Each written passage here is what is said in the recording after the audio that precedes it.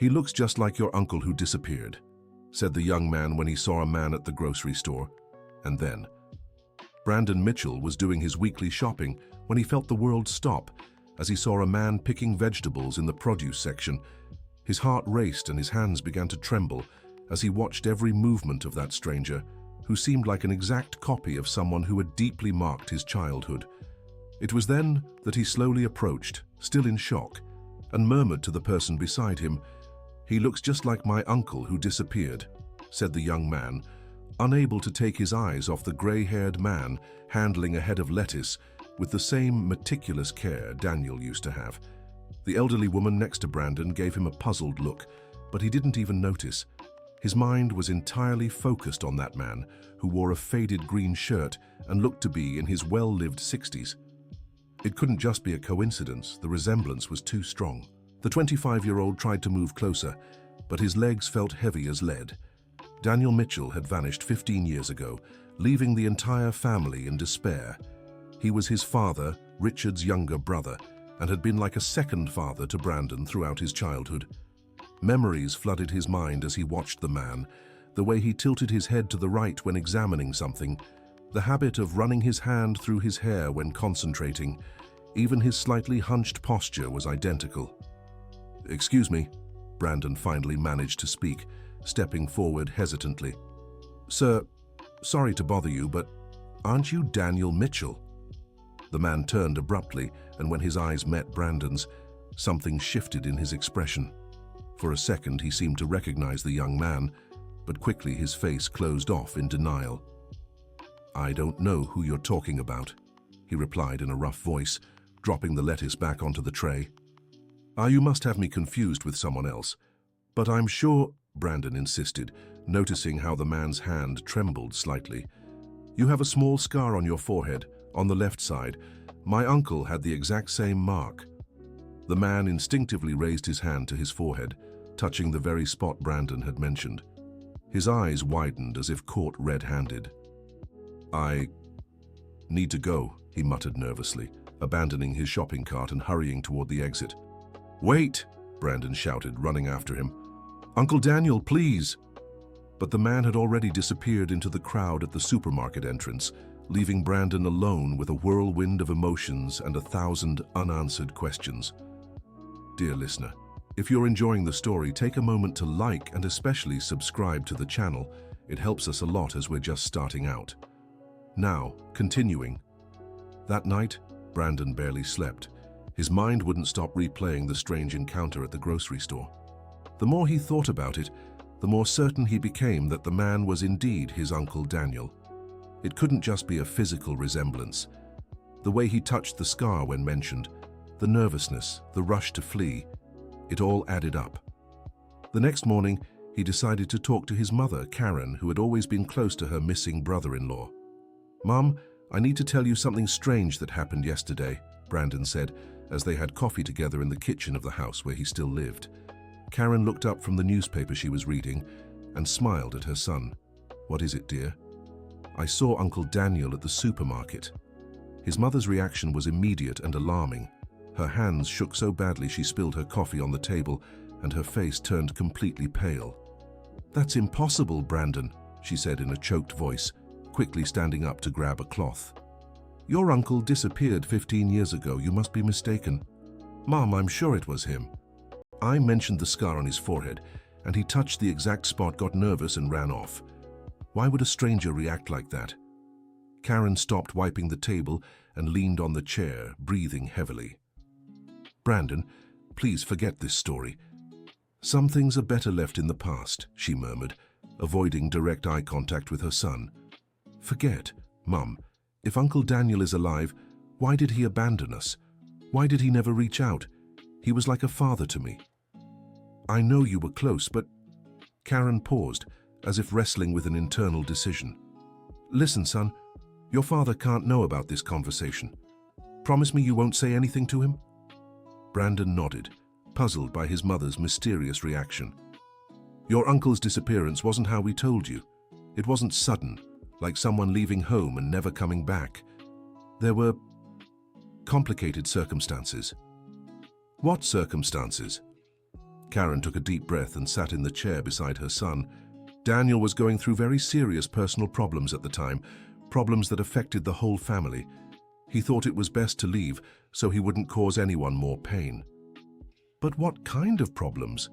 Why did you never tell me the truth? Because you were just a child when he left. And later, well, some family secrets are hard to explain, even to an adult. Brandon grew even more confused.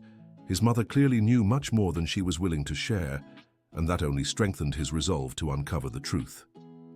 "Mom, if you know where he is, please tell me. I need to talk to him." "Brandon, promise me one thing?" Karen gripped her son's hands firmly. "Don't go looking for your uncle. Don't go back to that grocery store searching for him. Some wounds have already healed, and it's best to leave them be." But his mother had underestimated her son's determination. Over the next few days, Brandon returned to the same supermarket at the same times, hoping to see the man he believed was his uncle again. On the third day, his patience paid off. Daniel was in the same aisle, this time accompanied by a woman around 55 years old. She had short, graying hair, reading glasses hanging around her neck, and wore a floral blouse. The two spoke affectionately as they picked out items for dinner. Brandon watched them from a distance for a few minutes, noticing how they seemed like a long-established couple. Their intimacy was evident in the way she adjusted his collar and how he held the shopping list she had written. Determined to get answers, Brandon approached when Daniel stepped away to grab something from another shelf, leaving the woman alone by the yogurt section. "Excuse me," he said politely, making the woman look up. "You don't know me, but I believe you know your husband?" "Yes," she replied with a kind smile. "How can I help you?" "How long have you been married?" The question caught her off guard, but she answered with clear pride in her voice. 22 years next month." "Why?" Brandon felt the ground shift beneath him. 22 years meant they had been together 3 years before his uncle's disappearance. How was that possible? "Is your husband's name Daniel?" Now the woman seemed wary, taking a step back. "I'm sorry, but who are you? Why are you asking these questions?" "My name is Brandon Mitchell. Daniel is my uncle, my father Richard's brother. He disappeared from our family 15 years ago, but I'm certain I saw him here at the supermarket." The effect of these words on the woman was devastating. Her face lost all color, her eyes widened in fear, and she dropped the yogurt container she was holding. "This is impossible," she murmured, desperately looking around as if searching for an escape. "There must have been some mistake. Mom, please don't run like he did. I just want to understand why my uncle abandoned our family." But the woman was already walking quickly toward another aisle, clearly looking for her husband. Brandon followed her from a distance, watching as she whispered something urgent into Daniel's ear. His reaction was immediate. He dropped everything he was doing and the two hurried toward the exit.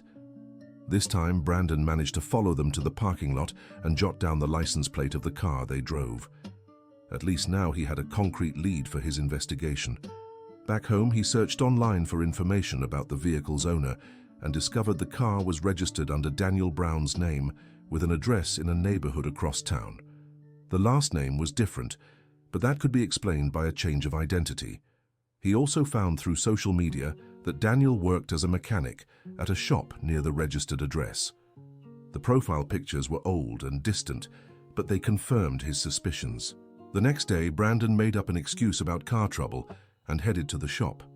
His heart pounded as he parked in front of the establishment with a simple sign, "Brown's Auto Shop, General Repairs."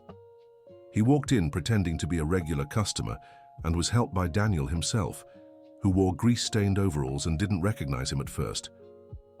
"Good afternoon. How can I help you?" "My car's making a strange noise in the engine," Brandon lied, carefully watching every gesture of the man in front of him. It was definitely his uncle. Not only did he look identical, but he had the same mannerisms Brandon remembered from childhood. The way he scratched his beard when thinking, the way he tapped his fingers on the counter while listening. "Let's take a look then," Daniel said, walking toward the yard where the cars were parked. "What kind of noise is it making?"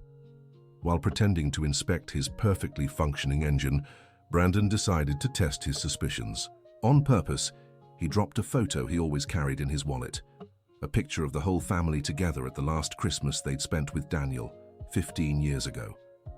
The reaction was instant and telling.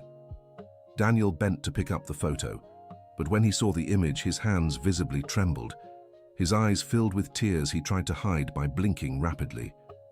Is this your family?" he asked, his voice choked, still holding the photo. "It was," Brandon replied, watching every reaction. "This man here," he pointed to Daniel in the photo, "was my uncle. He left us many years ago."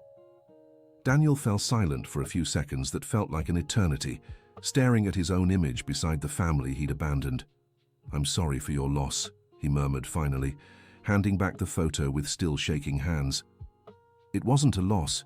He just vanished without explanation, left everyone who loved him wondering if he was alive or if something had happened to him." "Sometimes people have their reasons for leaving," Daniel said, avoiding direct eye contact. "Those reasons aren't always easy to explain." "Uncle Daniel," Brandon said softly, making the man flinch. "Why did you leave?" Dear listener, if you're enjoying the story, don't forget to like and especially subscribe to the channel. It really helps us who are just starting out. Now, continuing. The silence that followed was heavy with emotion. Daniel placed his hands on the car's body, breathing heavily as if fighting physical pain. "How did you find me?" he finally asked, his voice barely a whisper. "I saw you at the grocery store a few times. I recognized you right away, even after all these years." "Brandon." For the first time, Daniel looked directly at his nephew, his eyes red with unshed tears. "You've grown so much. You look just like your father at your age. Why did you never come back? Why did you never reach out? We loved you, Uncle. I loved you like a father. And I loved you too, boy, more than you can imagine. That's exactly why I had to leave. That makes no sense. If you loved us, why did you go?" Daniel ran a hand through his hair, a gesture Brandon remembered perfectly from childhood. It was what his uncle always did when deeply troubled. Because sometimes loving someone means walking away to spare them pain. "What pain? What are you talking about?" "Brandon, I'm begging you, leave and never come back. Don't look for me, don't tell anyone you found me, please." "I won't do that, not until you explain what happened." Daniel glanced around the auto shop, making sure they were truly alone, then let out a deep sigh. "I can't talk about it here. If you insist on knowing the truth, meet me tonight at 8 in the central square of Riverside Park. But after that, promise you'll let the past go." Brandon agreed immediately. Finally, he would have the answers he'd sought for so long. That night he arrived at the square a few minutes early. It was small and well lit with benches scattered around a central fountain. Daniel was already there, sitting on a secluded bench, staring at the starry sky. "You came," he said as Brandon approached. "Of course I came. I need to understand what happened to our family." Daniel motioned for his nephew to sit beside him. For a few minutes they sat in silence, watching people stroll through the square on their evening walks. "What I'm about to tell you will change how you see our family," Daniel finally began. "Are you sure you want to know?" "Absolutely. 15 years ago, I was engaged to Jennifer, the woman you saw with me at the grocery store.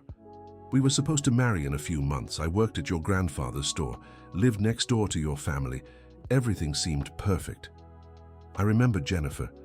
She always came over for dinner." "Exactly. And it was during those dinners that everything started going wrong. Without realizing it, I began feeling things I shouldn't have." Brandon waited patiently as his uncle struggled to continue. "I fell in love with your mother, Brandon." The words hit him like a punch to the gut. He'd imagined many reasons for his uncle's disappearance, but this had never crossed his mind. "But she was married to my father. She was your sister-in-law." "I know. That's exactly why it was so wrong. I tried to fight those feelings, tried to distance myself, but I was losing the battle. And worst of all, I realized your mother was also developing confused feelings for me." Brandon stayed silent, processing the shocking revelation. "Nothing ever happened between us," Daniel quickly added. "We would never betray Richard like that, but the feelings were there, growing every day, and it became impossible to live with." "Did my father know?" "He found out. On Christmas Eve, your mother and I went shopping for your gifts and came home late. Richard noticed the way we looked at each other and confronted me that same night. What did he say? He said he had also noticed the change in Karen's behavior, that she was distant from him but lit up when I arrived. Richard didn't accuse me of anything, didn't yell, didn't get angry. He just said he understood that sometimes feelings arise beyond our control, but that I needed to choose between staying and destroying the family or leaving and preserving their marriage. And you chose to leave. I chose to leave. I broke off the engagement with Jennifer, making up some excuse, left town that same week, and never went back. To this day, Richard doesn't know where I am. But Jennifer, she said, you've been married for 22 years. Jennifer searched for me for 2 years after I left. She found out where I was living, showed up at my door saying she loved me and didn't care about the reasons I ended the engagement. She insisted so much that I finally told her the truth. And she stayed by your side even knowing. She did. She said past feelings didn't matter, that what counted was building a future together. We got married 3 years after I left your town. Brandon stayed silent for a few minutes, trying to process all this information in his mind. His entire family had kept this secret for 15 years. Uncle, do you and Jennifer have children? No. And that was our choice. Jennifer always said I already had a son I loved deeply. You. That I didn't need others. This revelation touched Brandon's heart deeply. All these years, his uncle had thought of him that way. Did you follow my life from afar? I followed every moment. When you graduated high school, when you started college, when you began working. Jennifer has a folder full of newspaper clippings about your achievements, photos we got through acquaintances. I never stopped loving you like a son. Then why did you never try to reach out? A call, a letter? Because I promised your father I'd never come back, and because I knew my presence could reopen wounds that had already healed. Your family was fine. Your parents rebuilt their marriage. You grew up happy. Why risk ruining that? But they never truly got over your leaving. My father gets melancholy every time your name is mentioned. And my mother. Today I realized she still keeps secrets about this story. Karen has always been a woman of integrity. I'm sure she chose your father and built a solid family with him. Maybe. But your absence left a void in our family that was never filled. Daniel sighed deeply, looking at his hands. Brandon, I can't come back. Even if I wanted to, it would be too complicated. Jennifer and I built a life here. She has a job she loves, friends, a routine, and I don't know if I'd have the courage to face your father after all these years. He misses you, Uncle. Despite everything that happened, he misses you. How can you be so sure? Because I know my father. He still keeps your tools in the garage, says it's in case you ever need them. He never sold the motorcycle that was yours. He always talks about you in the past, but with affection, never anger. Daniel was moved by this. You don't really know me, Brandon, but I'm not the same man I was 15 years ago. Jennifer helped me become a better, more mature person. I learned to handle my feelings in a healthier way. And your feelings for my mother? They faded with time and distance. Now I see it was just a fleeting passion, maybe even a way to escape the serious commitment of marriage. Jennifer is the love of my life. I have no doubt about that. Then why can't you try to reconcile with the family? Because I'm afraid, Brandon. Fear that my presence might reopen old wounds. Fear that your mother still has mixed feelings. Fear that your father hasn't truly forgiven me. What if I could prove these fears are unfounded? How? Let me talk to them first. Tell them I found you, explain your side of the story. If they react well, if they show they want to see you again, would you consider a meeting? Daniel thought for a few minutes before answering. If you can give me the assurance that my presence won't cause problems for your parents' marriage, then yes, I'd consider it. But it would have to be very gradual, very careful. Perfect. I'll talk to them tomorrow. Brandon, before you go, I need to ask you something. If everything goes wrong, if your family doesn't want to see me again, promise me you'll respect that decision and stop looking for me. I promise, Uncle. But I also need you to promise me something. What? If everything goes well, that you'll give this reconciliation a real chance, not just a formal meeting, but a genuine possibility to rebuild family ties. I promise. The two hugged for the first time in 15 years, and Brandon felt he was on the right path to reuniting his family. The next day he arrived home determined to have the hardest conversation of his life with his parents. He waited until dinner, when everyone was together, to bring it up. "Dad, Mom, I need to talk to you about something very important." Richard and Karen noticed the seriousness in their son's tone and gave him their full attention. "I found Uncle Daniel." Their reactions were immediate. Richard dropped the fork he was holding, and Karen covered her face with her hands. "Where?" Richard asked, his voice choked. "He works at an auto shop on the other side of town. He's been married for 22 years, has a stable life." "Why did he never reach out?" Karen asked, tears in her eyes. "Because you asked him to leave and made him promise never to come back, and he kept that promise." Richard and Karen exchanged glances, confirming that Brandon knew the truth about his uncle's disappearance. "Did he tell you what happened?" Richard asked. "He told me everything. The mixed feelings, the conversation with you, the decision to leave to protect your marriage." "And what do you think about all this?" Karen wanted to know. "I think it was a very complicated situation for everyone involved. I don't blame anyone. Feelings can't be controlled, only the actions we take because of them." Richard sighed deeply. "Your uncle was always a man of integrity.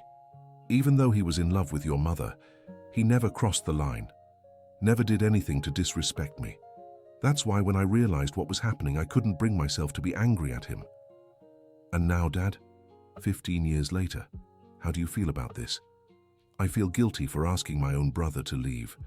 I feel awful that he gave up his life to protect mine." "Richard." Karen held her husband's hand. "You did what you thought was right at the time. You protected our family." "I did. But I also broke the whole family.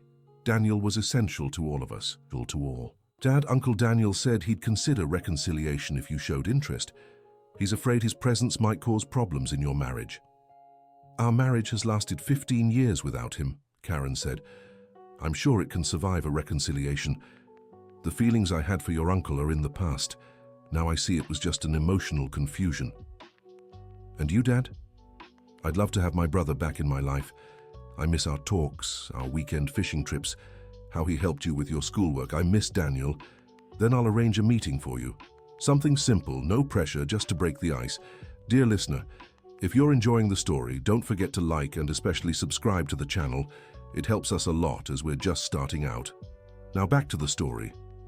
Brandon's parents agreed with the idea, and the next day he called Daniel to work out the details of the meeting. They decided on a cafe in town, neutral ground, on a Friday evening.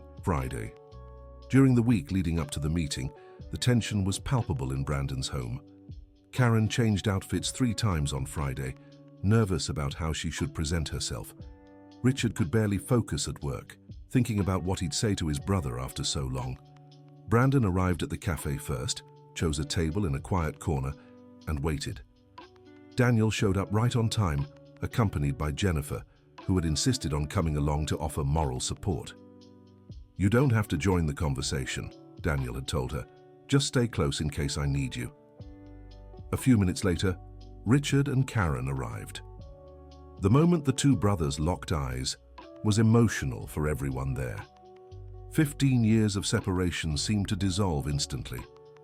"You've lost weight," were Richard's first words as he stepped forward slowly. "And you've got more grey hair," Daniel replied with a shy smile. They stood there for a few seconds, just looking at each other, until Richard opened his arms and they embraced. It was a long hug, full of longing and forgiveness. "Karen," Daniel greeted his sister-in-law with a respectful handshake. There was no romantic tension left between them, just the warmth of people who'd known each other for years. "Jennifer," Karen turned to Daniel's wife, "thank you for taking care of him all these years." The two women hugged as well, and Brandon realized his plan was working. They spent 2 hours talking about the years that had passed, the changes in their lives, and how much they'd missed each other.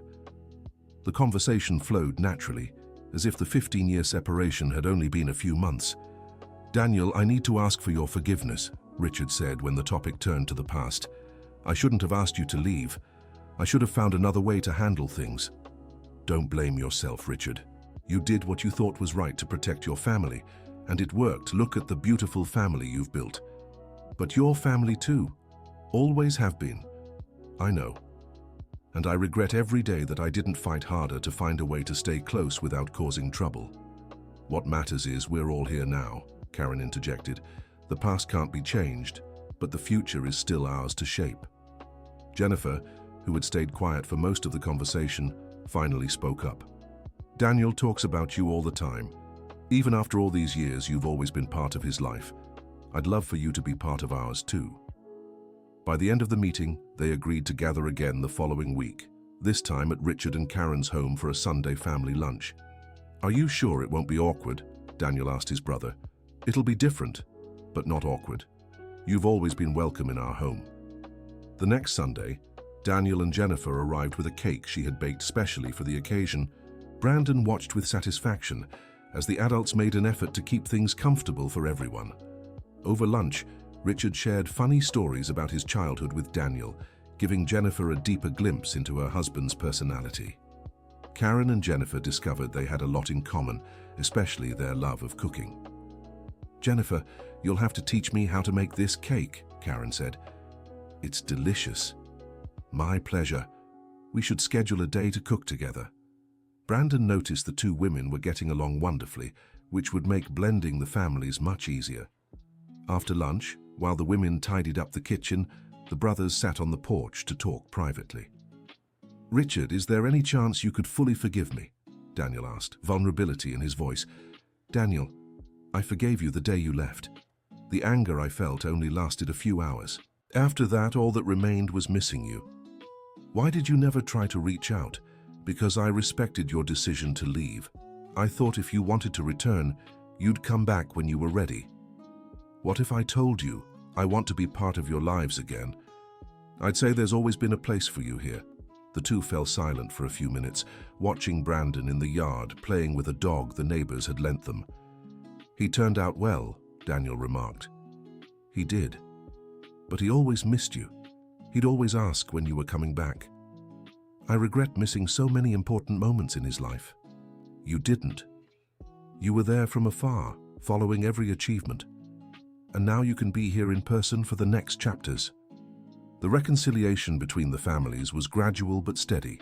They started meeting once a week, then twice, until they became part of each other's routines again. Jennifer fit right in, bringing fresh, positive energy. She and Karen became close friends, swapping recipes, going to the movies together, and even planning a small garden in Richard's backyard. Daniel rejoined his brother for fishing trips, resumed helping Brandon with practical life matters, and slowly reclaimed his place in the family dynamic. But it wasn't all smooth sailing. There were tense moments, especially when a comment or gesture brought back old memories. Once, during dinner, Karen complimented a dish Daniel had brought, and the awkward silence that followed reminded everyone some wounds hadn't fully healed. "We need to address the elephant in the room," Jennifer said on one such occasion, surprising everyone with her frankness. "You're all walking on eggshells because of what happened, but that's keeping you from being natural with each other." "Jennifer's right," Richard agreed. "We need to accept there were hard feelings, that it was complicated, but it's all in the past. If we keep dwelling on it, we'll never be a normal family again." "I propose that from today on no one brings it up again," Karen suggested. "What's done is done. What matters is the present." Everyone agreed, and gradually they established a new family dynamic based on who they were now, not who they'd been. 6 months after the reconciliation, Brandon threw a surprise party for his father's 58th birthday.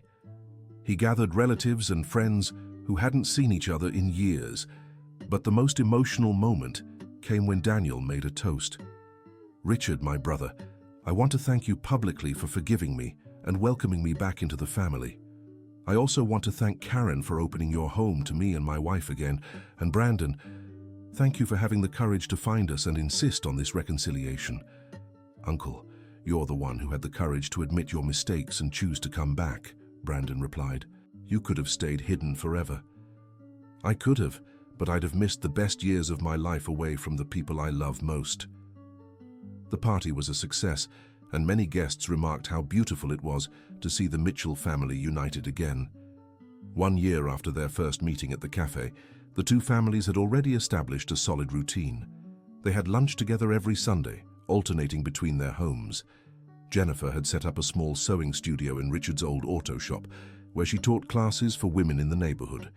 Daniel had become a partner in a larger, more modern auto shop, expanding his business. But the true proof that their reconciliation was complete came when Brandon announced he was seriously dating a co-worker and wanted to introduce her to the family. "I want you all to meet Amanda," he said during Sunday lunch. "She's very special to me." "Of course, son," Karen replied excitedly. "When do you want to bring her over?" "Actually, she's already on her way. She should be here any minute."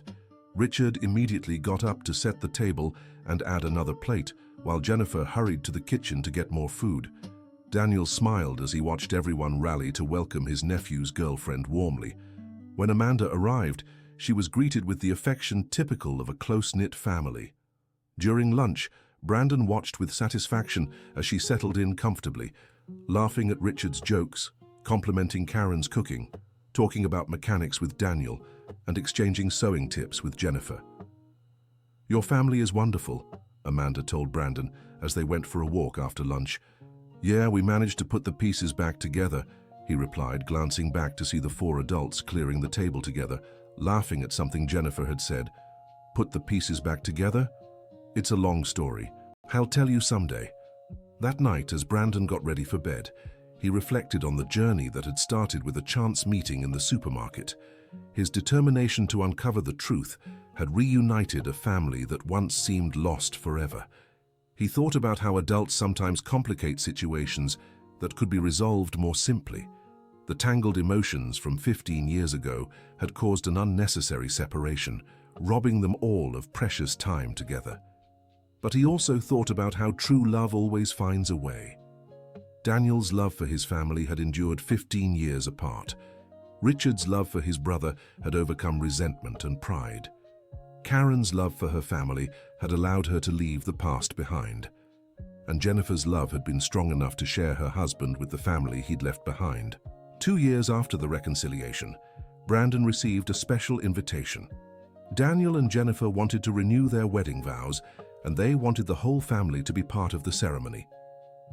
"Why do you want to renew your vows?" Brandon asked curiously. "Because when we got married 24 years ago, an important part of my family wasn't there," Daniel explained. "Now that all of you are back in my life, I want to make this new beginning official." The ceremony was simple but moving, held in the same church where Richard and Karen had married. Brandon was the best man. Richard gave a speech about love overcoming all obstacles, and Karen organized a small but joyful celebration. The most touching moment came when the priest asked the families present to renew their promises of support for the couple. Richard stood and said, "Daniel, my brother, I promise to stand by you in good times and bad, to support your family as you've always supported mine, and to never let anything separate us again." There wasn't a dry eye in the church. During the celebration, Brandon noticed how genuinely happy everyone seemed. Jennifer glowed with joy, finally having her husband's whole family in her life. Daniel looked younger and lighter than Brandon had ever remembered seeing him. Richard and Karen danced close together, more in love than ever. "Thank you," Amanda said to Brandon as they danced, "for letting me be part of this beautiful family. Thank you for having patience with all our complications." All families have complications. The difference is yours had the courage to face them and overcome them. 3 years after the reconciliation, Brandon decided it was time to take the next step in his life. He proposed to Amanda and, of course, wanted the whole family involved in planning the wedding. "I want it to be a celebration of everything we've achieved together," he told his parents and uncles. "I want it to be a symbol of how love always wins." The wedding was set for December, exactly 5 years after their first meeting at the supermarket. Brandon made sure both Richard and Daniel took part in the ceremony as father figures. During the preparations, some typical wedding planning tensions arose. but the family had already learned to handle conflicts maturely and respectfully. "Do you realize how much we've changed?" Jennifer remarked during one planning session. "Before, any argument could reopen old wounds. Now we can disagree and still love each other." "It's the result of years of work and patience," Karen replied, "and above all, honesty with one another." Brandon and Amanda's wedding was everything they'd dreamed of. The ceremony was beautiful, the reception was joyful, and most importantly, the whole family was together to celebrate. In his thank you speech, Brandon surprised everyone. "I want to thank someone very special who's no longer physically with us, but was crucial to this story. I want to thank my grandfather, Richard, and Daniel's father, who always taught us that family is the most precious thing we have. I'm sure he'd be proud to see his two sons reconciled and our family united again." Daniel was deeply moved by these words, remembering the father he'd lost during the years of estrangement, a man who always said family should stick together. "I also want to thank," Brandon continued, "that lady at the supermarket who stood beside me when I first saw Uncle Daniel. If she hadn't overheard my comment about his resemblance to my long-lost uncle, I might never have had the courage to approach him."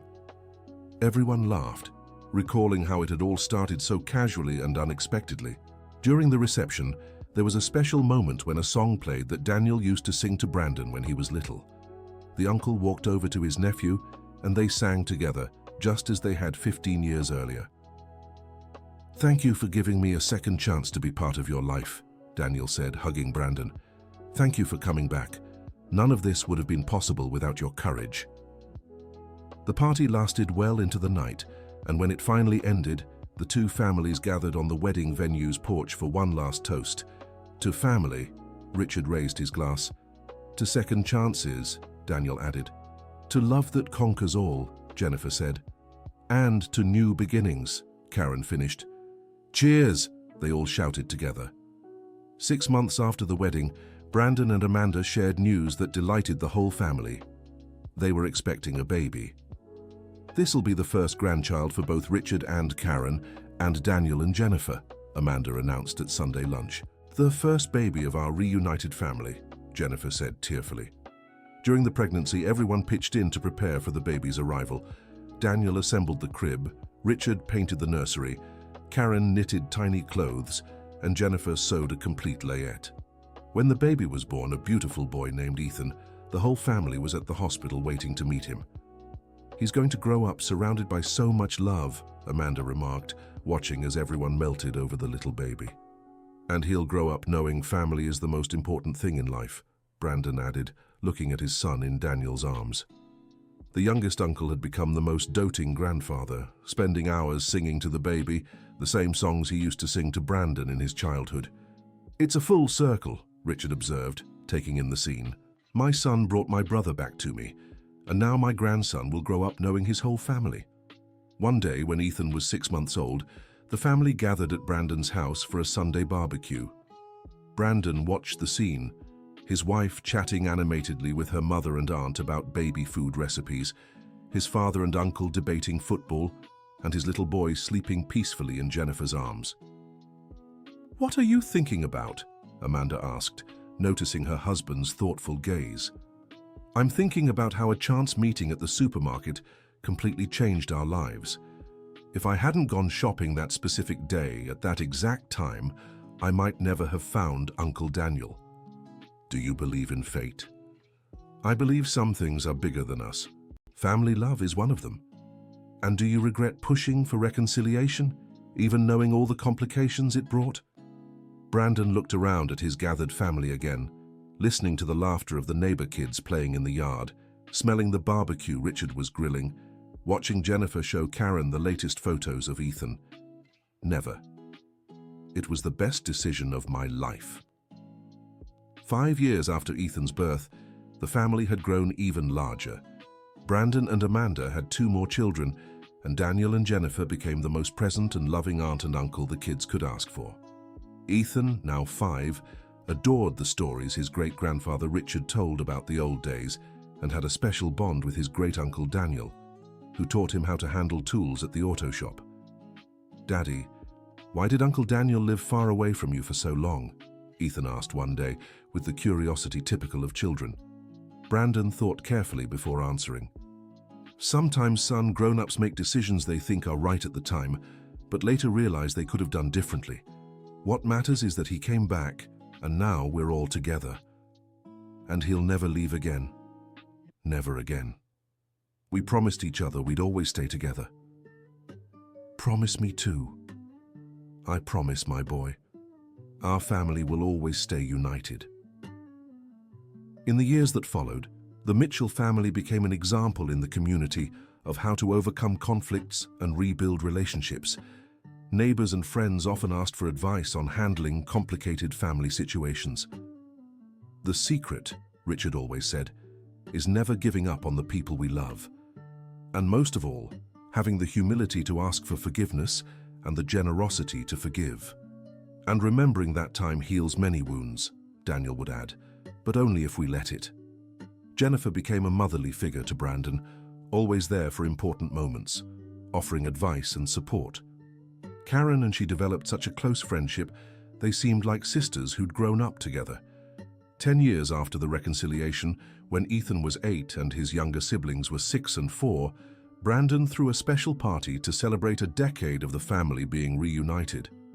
10 years ago, he said in his toast, I was a confused young man who'd lost an important father figure. Today, I'm a fulfilled man with the most beautiful family in the world. Thank you, Uncle Daniel, for having the courage to come back.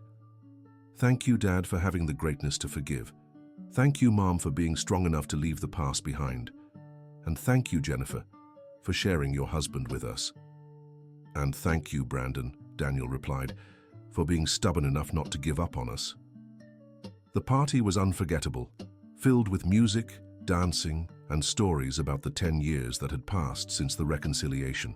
The children ran around the backyard, oblivious to the complexities of the past, knowing only the love and unity that had always been part of their lives. Later, when the party had ended and the children were asleep, the 4 adults sat on the porch to talk about the future. What do you think the future holds for our family? Jennifer asked. I think we'll keep growing and getting stronger, Karen answered. The kids will grow up knowing the value of family. They'll marry, have children, and our family will keep expanding. And we'll grow old together, Richard added.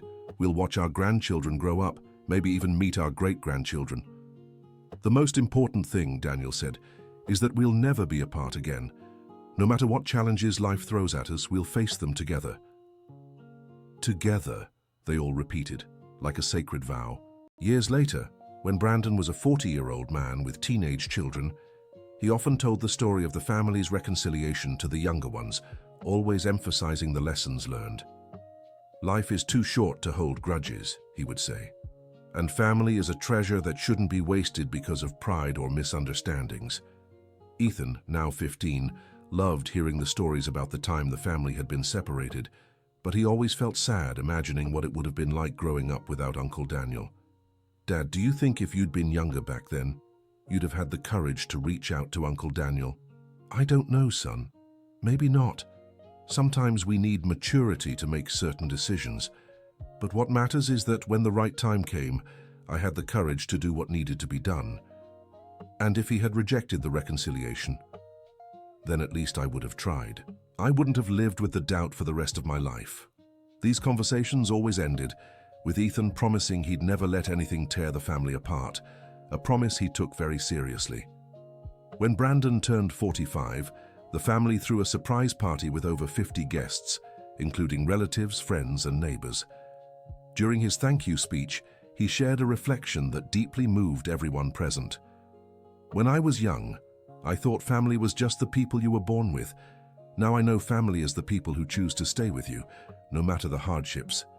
Jennifer wasn't born a Mitchell, but she's as much family as any of us. Amanda became my parents and my uncle's daughter so naturally.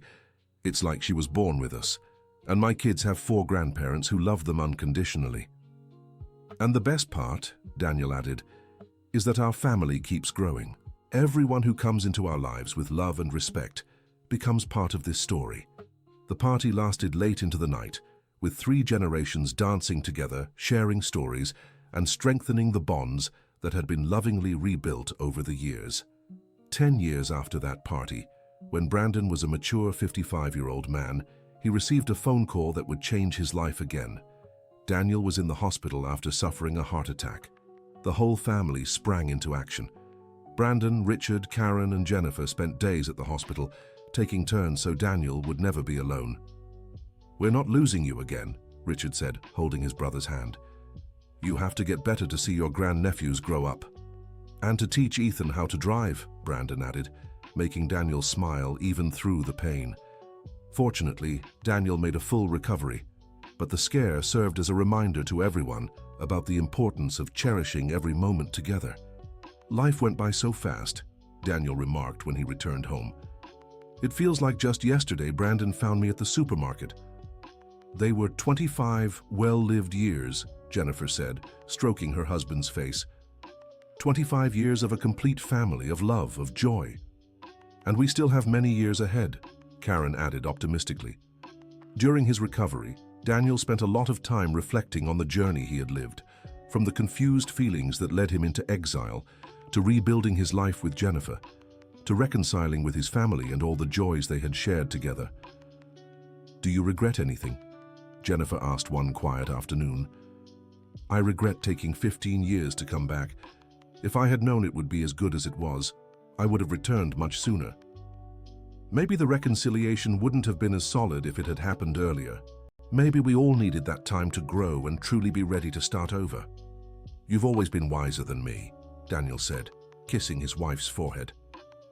When Ethan turned 18, Brandon decided to tell his son all the details of the family history he didn't yet know. He wanted the young man to fully understand where the Mitchell family's strength and unity came from. "Dad, that story is amazing," Ethan said after hearing everything. "You're all heroes for overcoming all of that." "We're not heroes, son. We're just people who learned that love is stronger than pride, that forgiveness is more powerful than resentment, and that family is worth any sacrifice. I want to be like you when I grow up. I want to have the courage to make the right choices even when they're hard." "You already are like us, Ethan. You grew up surrounded by love. You learned the value of family from an early age. I'm sure you'll carry on that tradition when you start your own family." Not long after that conversation, Ethan announced that he was dating a college classmate and wanted to introduce her to the family. Brandon smiled, remembering how he had done the exact same thing at 25. "What's her name?" Karen asked, excited at the prospect of meeting her grandson's girlfriend. "Olivia. She's a little nervous about meeting you all. She said our family seems really close, and she's afraid she won't fit in." "Tell her our family has room for everyone who comes with love in their heart," Daniel said. "And that we're experts at welcoming new people," Jennifer added, making everyone laugh. The lunch to introduce Olivia was a complete success. The young woman fit into the family as if she had always been part of it, chatting animatedly with everyone, helping in the kitchen, playing with the younger kids. "She's perfect for Ethan," Amanda commented to Brandon as they watched the two young people laughing together on the porch. "It reminds me of you when you first came here. You fit right in too." "Our family has that gift. I think it's because we all know the value of having loved ones close." 2 years later, Ethan proposed to Olivia, and once again, the family came together to organize a beautiful wedding. This time, all 4 generations of the Mitchell family were represented: the grandfathers Richard and Daniel, the grandmothers Karen and Jennifer, the parents Brandon and Amanda, and now Ethan starting the new generation. "It's moving to see the cycle repeating," Richard said during the wedding preparations. "Ethan is starting his own family but without drifting away from ours." "That's how it should be," Daniel agreed. "Families should grow and strengthen, never shrink." Ethan's wedding was even more emotional than Brandon's because it wasn't just the union of 2 people, but the continuation of a family that had overcome all hardships. During the celebration, there was a special moment when they played the song Daniel used to sing to Brandon as a child, and that Brandon later sang to Ethan. Now 3 generations sang it together, moving everyone present. To the Mitchell family, the priest who officiated the ceremony made a special toast, a family that sets an example for our entire community of how true love always finds a way.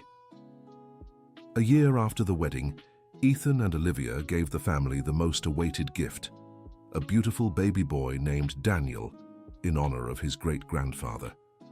Now we have 5 generations of the family represented in a single name, Brandon said tearfully, cradling his great-grandson. And the circle completes itself once again. Great-grandfather Daniel, now 75, said with tears in his eyes. In the years that followed, Daniel Mitchell became the most beloved and respected patriarch of the family. His stories about the old days, his lessons on forgiveness and reconciliation, and above all, his constant, loving presence made him a treasure to all generations. When he turned 80, the family threw an unforgettable party with over 100 guests, relatives, friends, neighbors, and acquaintances. During his speech, Daniel shared a reflection that would stay forever in everyone's memory. 30 years ago, I was a lost man who believed I'd lost the family I loved most forever. Today, at 80, I can say I've lived the best years of my life beside all of you. I've learned it's never too late to start over, never too late to ask for forgiveness, never too late to love. And I learned, he continued, looking especially at Brandon, that sometimes God uses the most unexpected people to bring us back home. If my nephew hadn't been stubborn enough to seek me out, I'd have missed 30 years with the people I love most. Uncle was always stubborn too, Richard joked, making everyone laugh. Took one stubborn man to bring another back. The party lasted all night with music, dancing, and countless stories about the wonderful years they'd shared. End of story. So, what did you think of this family reconciliation story? Have you experienced something similar, or know families who've overcome conflicts like this? Share below which part moved you most and whether you think Brandon made the right choice by searching for his uncle. Your opinion means a lot to us. Don't forget to like and subscribe for more heartwarming stories like this.